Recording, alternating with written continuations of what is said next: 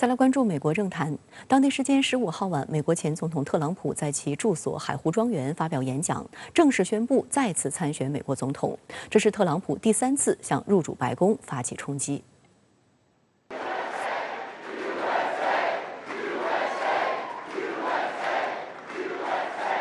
Ladies and gentlemen, distinguished guests, and my fellow citizens, America's comeback starts right now. 当地时间15号晚10时许，76岁的美国前总统特朗普携夫人梅拉尼亚出现在其位于佛罗里达州的住所海湖庄园的金色舞厅，正式宣布参选2024年的美国总统。450名特朗普支持者聚集在现场。据美媒报道，其中包括2020年特朗普竞选团队的诸多关键人物，但几乎没有华盛顿高层到场。在长达63分钟的演讲开头，特朗普自夸了自己过往的政绩，包括美国经济增速、提振制造业回流、解决移民问题到处理对朝对华关系等，强调自己是最和平的一任美国总统。Because I made big promises to the American people, and unlike other presidents, I kept my promises. I kept them. 外界注意到，特朗普并没有像2019年那样通过大型公众活动宣布开启竞选旅程，而只是在自己的住所举办小规模集会。有分析认为，这主要是因为共和党在刚刚结束的中期选举中战绩糟糕。这次的中期选举，特朗普站台支持的候选人大多数败选，他本人也被美国舆论称为选举毒药，但他回避了这一事实，甩锅给拜登。The decline of America is being forced upon us by Biden and the radical left lunatics running our government right into the ground. This decline is not a fate we must accept. 据悉，发表演讲前，特朗普已经向联邦选举委员会提交了参选下一届美国总统的文件。一旦特朗普竞选成功，他将成为美国历史上第2位2度当选但任期不连续的总统。上一次有这种情况发生，还是100多年前。对特朗普而言呢，他不认为这次共和党失败了，更不认为共和党所取得的不是太好的成绩里面有他什么问题，反而他认为他参议院共和党没有赢得这个控制权，其实是因为共和党内部跟他内斗，所以他认为自己没有任何过错，反而是大功臣。另外一个，从客观现实来看的话，这次共和党虽然表现不如预期，但是至少还是控制住了众议院。那么对于特朗普而言，这也是他底气所在，所以我们看到他还是如期宣布了要进行参选。谈及海湖庄园，外界仍记忆犹新。今年8月8号，美国联邦调查局以特朗普私藏秘密文件的名义对该地进行突袭搜查。There are laws against the improper handling of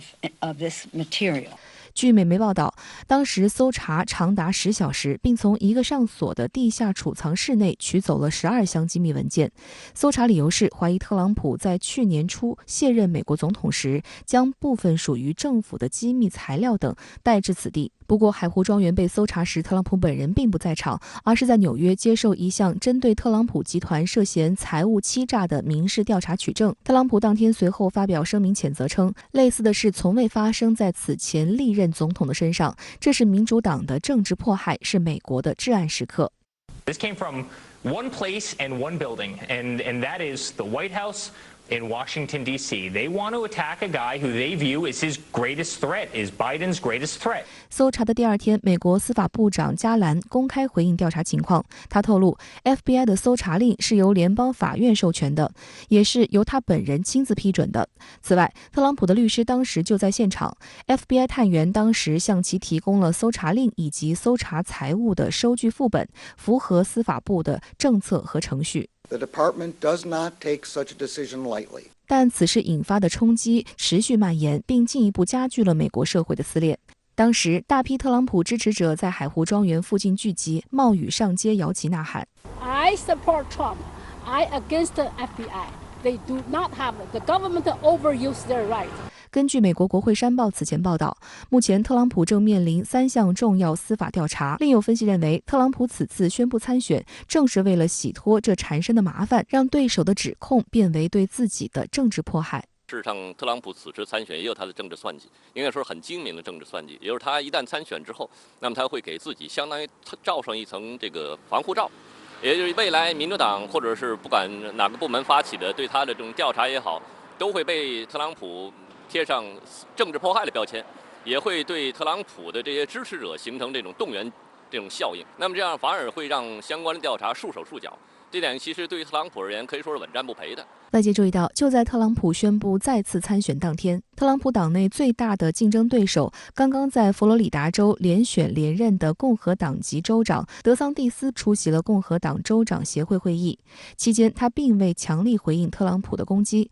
其他出席会议的共和党州长则对记者表示，他们根本不会关注当晚特朗普的演讲。2012年起，德桑蒂斯就是特朗普的盟友，但随着他崛起为共和党的新星，威胁到了特朗普的总统之路，特朗普迅速与之翻脸。特朗普近日攻击称，德桑蒂斯不过是个普通州长。在中期选举投票日前夕，特朗普还发推文威胁要曝光其黑料，以断送其政治前程，因为他比德桑蒂斯的老婆更了解他。在本月5号的一场中期选举造势活动上，特朗普还以德桑蒂斯的名字给他起了个谐音外号，叫假正经。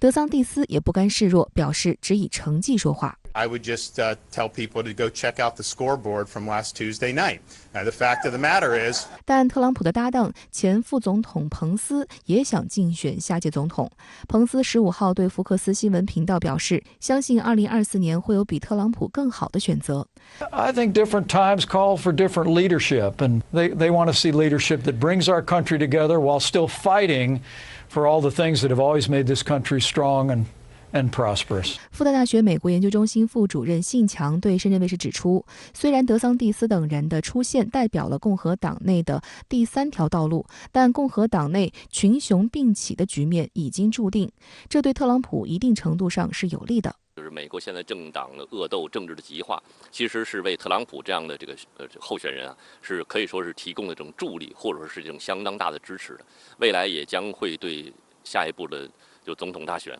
会形成持久而且深远的影响。深圳卫视注意到，特朗普宣布再次竞选后，正在印尼巴厘岛参加20国集团峰会的美国总统拜登在社交媒体发布了一条配有视频的推文，称唐纳德·特朗普辜负了美国，还在视频给他贴上溺爱极端分子和煽动暴力的标签。此前不久，本月将年满80岁的拜登在9号的白宫讲话中表示，自己有意再次参加大选，寻求连任，但将在明年初做出最终决定。